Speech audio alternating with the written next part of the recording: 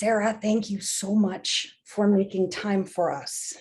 Oh, you're welcome. My pleasure. It's a huge deal. We really appreciate it. We've been absorbing a lot of your interviews. I would like to sort of tell you a little bit about where we're coming from and then ask you some questions. So we built our network as a network disability aid because all of us had been abandoned to die. And we didn't find anything that was a resource for us that would recognize our existence, and people wouldn't talk to us because of the ways their environments had been weaponized by trafficking operations. So when we tried to talk to other people, they would misunderstand us or mischaracterize us in ways that traffickers wanted them to misunderstand or mischaracterize us. So we've been through a lot of years of severe neurological injury and reaching out to others with pretty plain, basic requests for human dignity and decency, and encountering this hypnosis.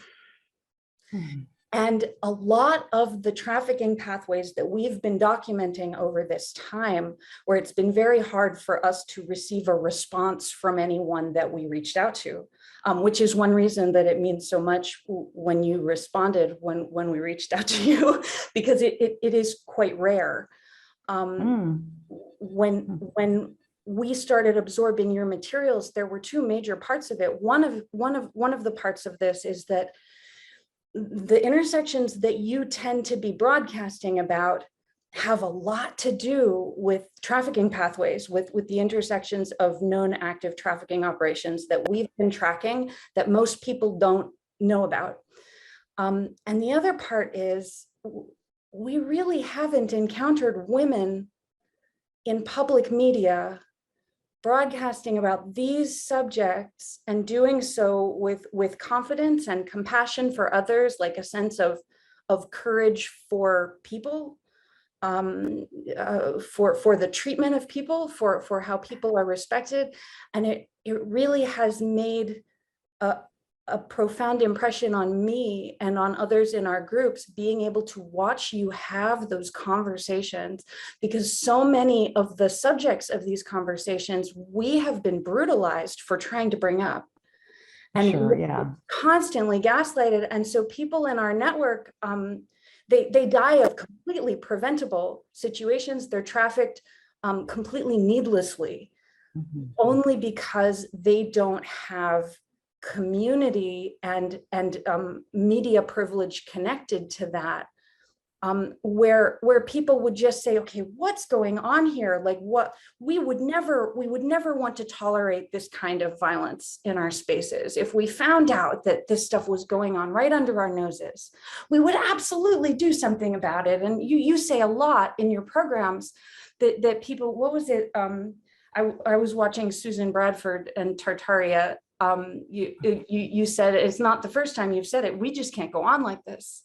We can't allow, some of the stuff that's going on is just so profoundly unacceptable. And that's a feeling in spaces where people don't know that vulnerable members of their communities are being sex trafficked under their noses entirely invisibly. They don't even know that it's happening. So we have really appreciated, you've been talking to Kevin Ennett and Cliff High and Thomas Renz, and it is a huge service. And we don't know how much of that you're aware of, but we know that you're aware of a great portion of it. And so it is the major reason that we wanted to ask you about your experiences. I hope that all makes sense. No, that makes sense. I can just imagine the trauma that society puts on you after, as a survivor, what the trauma society puts on you because it's, there's so much cognitive dissonance, there's so much ignorance to what's going on that society at large just ignores it. There was something that you said, you it was in one of the interviews with Kevin, I think it was, and you said, you know, it seems like we're going to get to a point where like we have to make courageous choices about raising other people's children. Like there are so many people dying, there are so many people just disappearing, and there are so many people left in the chaos of that, in the aftermath, with no resourcing. When you lose your community, if you get gaslighted by trafficking pathways, you can completely lose everybody who ever knew you, all of the trust that you thought you had built over time. And so our network is made up of people who dropped out of communities because communities didn't know that they were there. And so one of the things that's come up a lot is like, it's very clear that you're broadcasting to an audience that really cares about these intersections and cares about people. And part of what we've been working on is how do we give media privilege and that kind of social authority to survivors of the most invisible intersections who have such amazing information that we all need in order to be safe most easily. And so like, how do we open up public media to those conversations more, the kind of courage that you're already exhibiting? I don't know if you, one of the questions that I have written down from the community is if you've encountered aggression or retaliation about the things that you broadcast about. Maybe I'll ask you about that. I would like to ask you about your personal story, how you came to be in public media, but that's a combined question. I'll take a sip of tea and breathe for a moment. Well, to answer your question about how do we get the public media, you know, the more mainstream media, if you will, to cover it, I think we have to stop seeing the mainstream media as a source of media and just as a source of propaganda. And that we need to start looking at independent sources as the real media, because the public media is mainly supported by actors in these trafficking networks, not directly, but well, the trafficking networks are supported by the most powerful people in our society who have the most money, and they also direct the public propaganda media. And so if we want to have a media that is healthy, propagates truth, and propagates things that make our community healthy and strong, then we need to stop absorbing media that is supported by the very elements that are taking our society down. That media needs to be put into the dustbin of history, and we need to start looking and promoting the independent media sources that are, you know, frankly, journalists. They're telling the truth. They're not always telling the truth because it's very difficult to get to the truth, but they're doing their best. They're representing the best of what we have in journalism, and that's what we need to support. And then you will get those voices getting out there because it is good journalism and you're supporting those sources that will support you. But the public propaganda media will never, and I'm going to say never, they won't support you because those are the same networks that are protecting trafficking. And, you know, it's a hard reality, but that's the truth. Can you say something about how you came to be in public media, like, but like from the very earliest possibility of you being in public media to now, when you're in this landscape with serious psychosocial chaos? It's so massive. Like, is there any way to put that in a? I asked you a big question. Well, you know, I was more of, you know, on the path to being in a leadership type position in corporate media when I was young. And I decided that I was more of an entrepreneur and I needed to do this on my own. It's just something in my drive. And I was approached to do a business show by someone who unfortunately is no longer with us, but he had one of the largest independent media companies around. And so he asked me to do a business show, and I started there more looking at the edge of society, the edge of change. I was really into science and technology. I mean, that's where my passion always laid, is how are we changing? What are the next things affecting society, and the intersection of business and all the intersection of all these things. And through that process, I started to learn of just how much of these inventions and ideas could change society in a very positive way, but are being suppressed, held back, and not being allowed to help people. And through that process of learning, I met a lot of people. And I realized what was really, that there's a big network of corruption that is really undermining a healthy, vibrant human society. And I decided that and some of that stuff I learned was very traumatizing, as you can imagine. You lived it. And I realized that if I'm going to be a source of good in this world, and create something better for my children and their, friends and the communities that I live in, that I need to do something about this. And I need to cover this, because I can cover all day long what is possible, and I still will. What is possible? What, as human beings, what can we do? But we won't get there in a meaningful way without changing these underlying corrupt systems that have a stranglehold on us. And that's why, that became the top priority for me. And then over the last couple of years, those same networks that have a stranglehold on society are implementing some agendas that they've been planning for many years. And it's a very nefarious plan and agenda that they've been planning for many years. And I realize at this point, fighting that is the number one thing, because they're trying to destroy the basic fabric now of everything we have. So that is number one. And then getting back to restructuring something that we need to stop this trafficking. We need to stop the whole blackmail system. That is of utmost importance. Right now, though, they're trying to destroy so much of humanity that we need to stop that right now.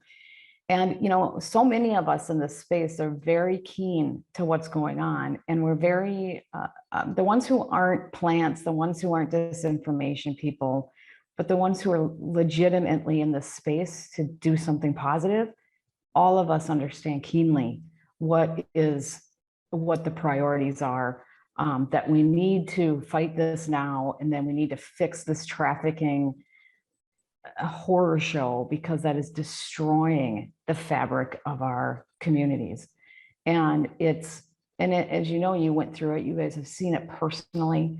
It is the most destructive, most evil force that we have out there. And it just cannot exist. It can't coexist in a meaningful way if we want a meaningful, healthy, flourishing human society, period. So I hope I answered your question. Yes. Do you feel like you have consolidated some kind of network of professionals in public media or similar, so that you feel like you can speak about trafficking? One of the things that has happened for us is that we have been disallowed from saying the words sex trafficking or saying the words human trafficking. And if we do, the consequences to severely disabled people that other people recognize they can silence very easily. If it's not traffickers, it's people being used by traffickers. And so it's been a very weird experience for us to start absorbing media where people are talking about it. I mean, you have so many interviews with Kevin Ennett. We haven't watched all of them, and we're really dedicated.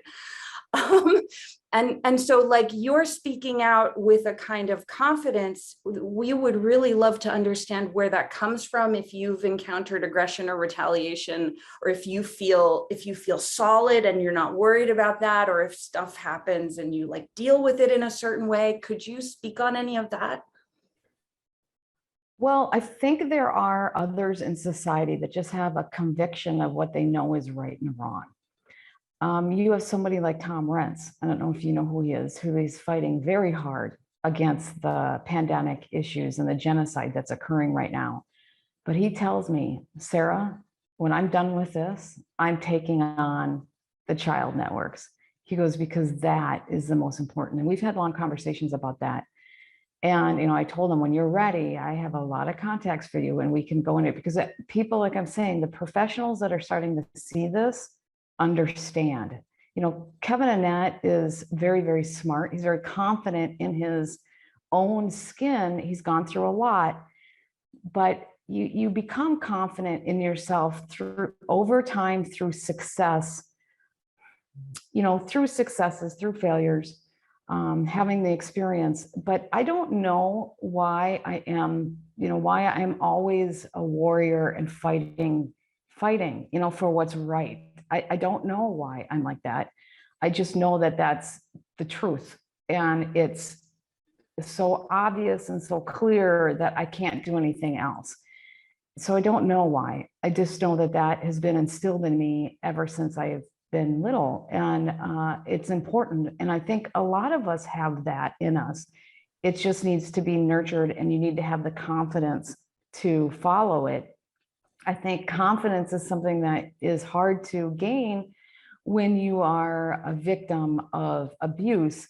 And so what I've learned, raising children, is that my children become more confident through little successes, and you become more confident through little successes. And then after a while, you don't care if someone doesn't recognize you as being, I don't know, somebody they respect, because we have a hierarchy of those who we respect. Maybe that's why you don't see as many women out there, because it's hard to get that respect. But when you respect yourself, people start to respect you. And you respect it in some ways. When you know that something is the truth to your core, you just don't let those other things bother you.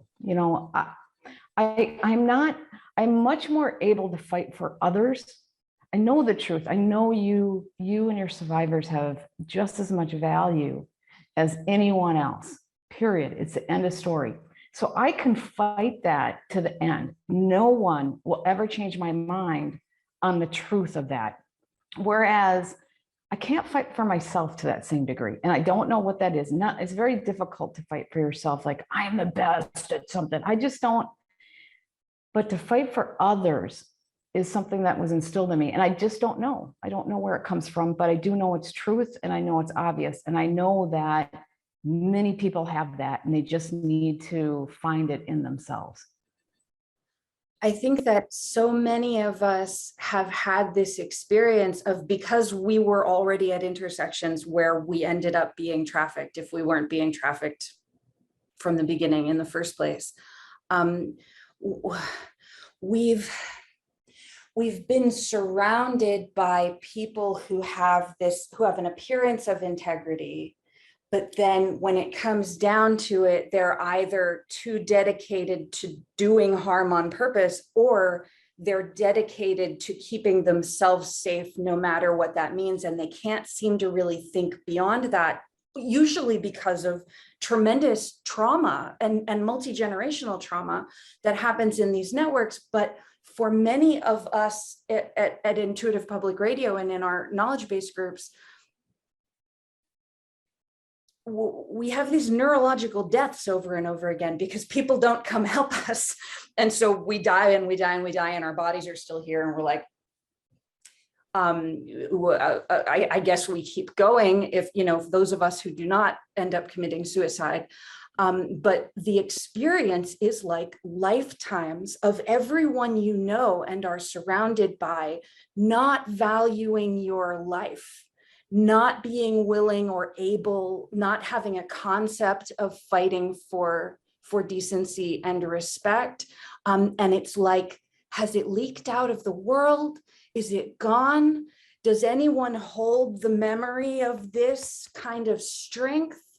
And I think we didn't want to end up in a place where we were like, okay, well, maybe we're just different, because we've always felt like we have to fight for one another. That's important. Or is it just too much trauma and neurological injury on certain others, whether you can tell or not overtly, that they can't take it that extra step and stand up for others, or they haven't been exposed enough to caring community environments where they would learn how to stand up for others. And that's sort of a mix of our theories about it, but it's been actually very jarring to then start to encounter people who are their actions match their convictions. The things they say and the things they do line up. But there's so much trauma everywhere right now that's not been the norm for us in any way. So there's a great part of seeking to understand like what people feel made them the way they are, so that we can find one another more effectively, because it changed a lot when we were able to listen to your programs. Here is a person who is talking about this stuff now, and she's not being, well, I mean, you may have been, I don't know if you've been deplatformed or not, but like they're taking people down all over the place. But you're still there, and we can still reach you when we're severely disabled. And that's bonkers wonderful.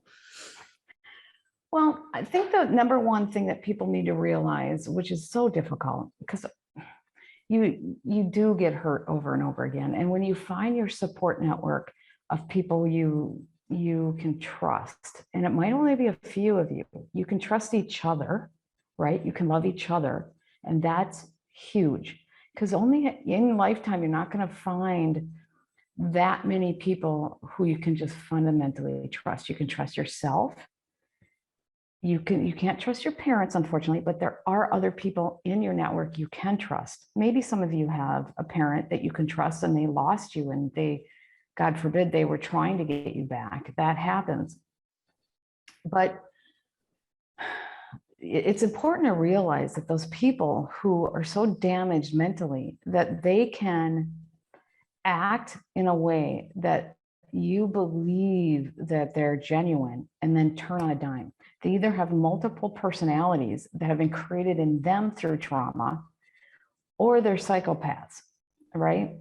So you feel that you're being victimized by these psychopaths. There are patterns that you can find that gives you indication that they're psychopaths. And so that's something that you need to learn to be keen into.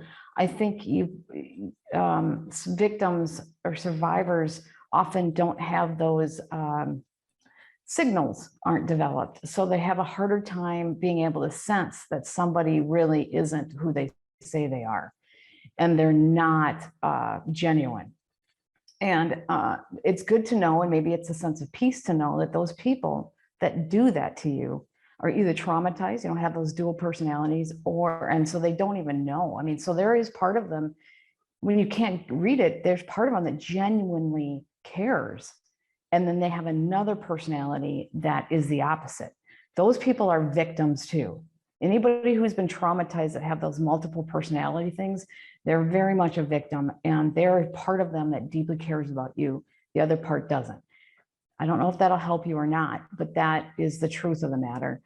The other people who have no empathy whatsoever are psychopaths and are very mentally damaged, and they can act like they care because they're very good at it. But you can read them. Those people you can read through actions over time. You can read the little cues. So maybe it's some of those things you need to learn to identify the narcissists. Identifying somebody who has that split personality probably would be impossible other than paying close attention to what, maybe seeing that other personality and understanding that those people are victims and that they do truly care, but they can't. I think you understand what I'm saying. So how do you get to a point where you have that courage to fight and to become not only a survivor of incredible abuse, but then also a warrior and a fighter for others? And again, I think that becomes networking with those that you love and that love you. And that starts within your community, because you can show love and compassion for each other and empathy for each other because you've all been through something that you all understand. You all understand each other, where I can show as much empathy, and I mean, I'm horrified by the stuff. And I will keep fighting forever on this, but you have a whole understanding of each other that no one else can understand. And there's beauty in that. You can use that as a source of strength and then build on that to fight. And I got to tell you, more and more people are waking up, more people who are dedicated, who have strong faith, faith in who they are as people, are good, solid people, are waking up to what's going on. Those people will become fighters and warriors for you. But that's something that is going to take time. There are also so much more trauma that society is going to be going through. So a lot of those people are waking up traumatized in their own right and are trying to resolve that. When we come out the other side, there's going to be a lot of people who are going to be different and are going to be ready to help society become a healthier, better place for all. I hope you can find some, what am I trying to say, is a bright light from that, because we are on that path. It's going to be more difficult for the majority of us in the near future, because it's such a dark time that we're entering. But I think we're going to come out of that and become better. That's my belief.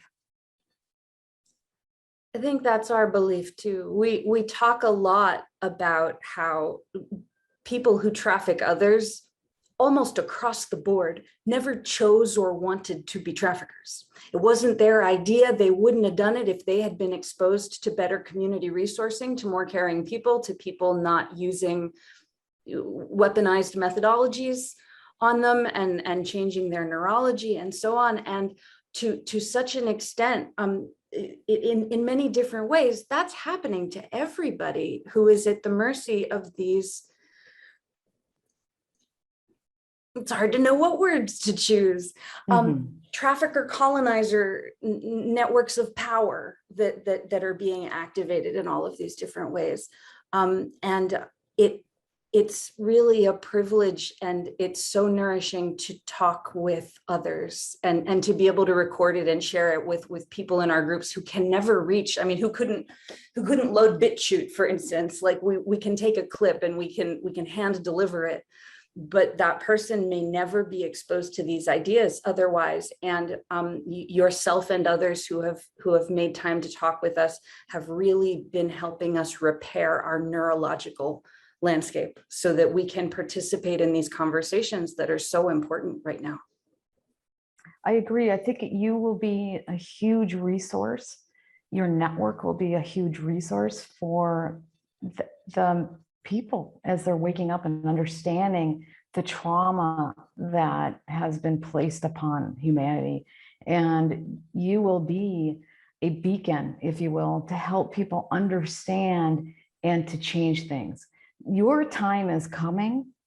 You need to endure a little longer, because those that are waking up want to understand and want things to change. But again, I got to get back to that media. Don't rely on that media, because that media needs to be dismantled. That media is a source of abuse, and it needs to be dismantled, along with the trafficking networks and the globalist power structure that is abusing all of us.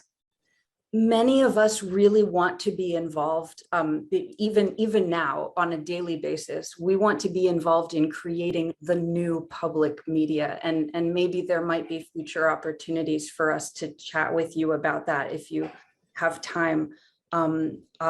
I really am grateful for your insights and your words. And I want to mention that some of us here have really benefited from those. You've got C60 with black seed capsules on your website. Yes.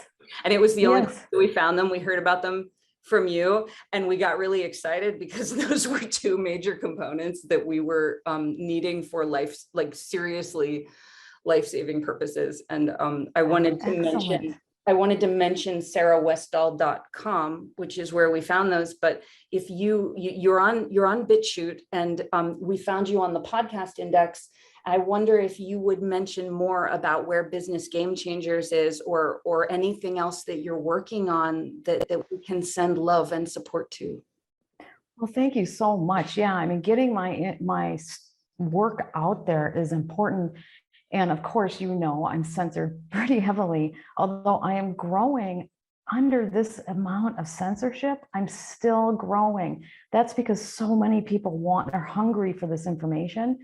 And I think that's a source of you can be confident, or it's really good. We can have something good to think about, the fact that I'm still growing when they're working so hard to shut me down.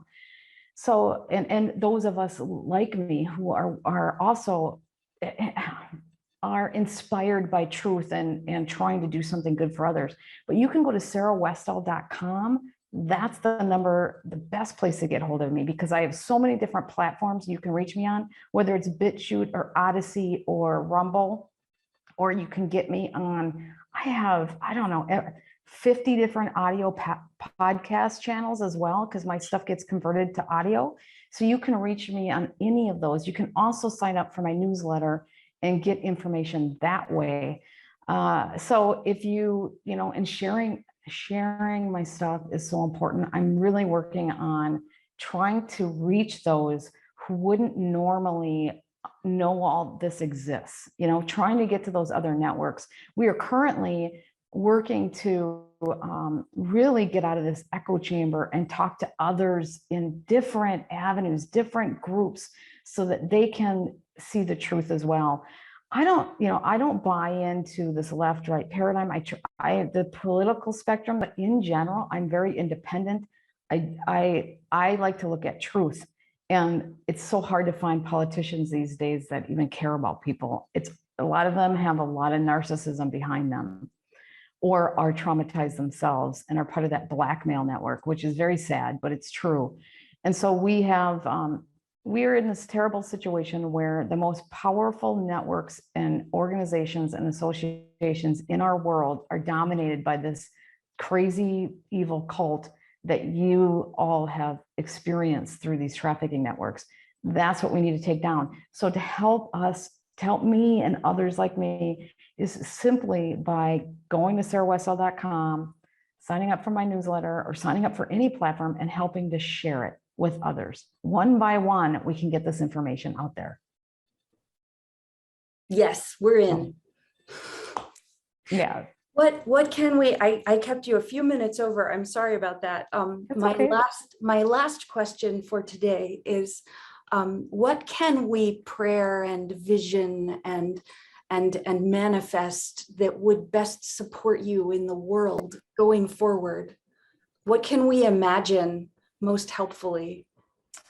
I think the most helpful thing is to help get this information out there, get the truth out there, and do it based on goodness and love, because doing it for the right reasons to help humanity will keep us safer.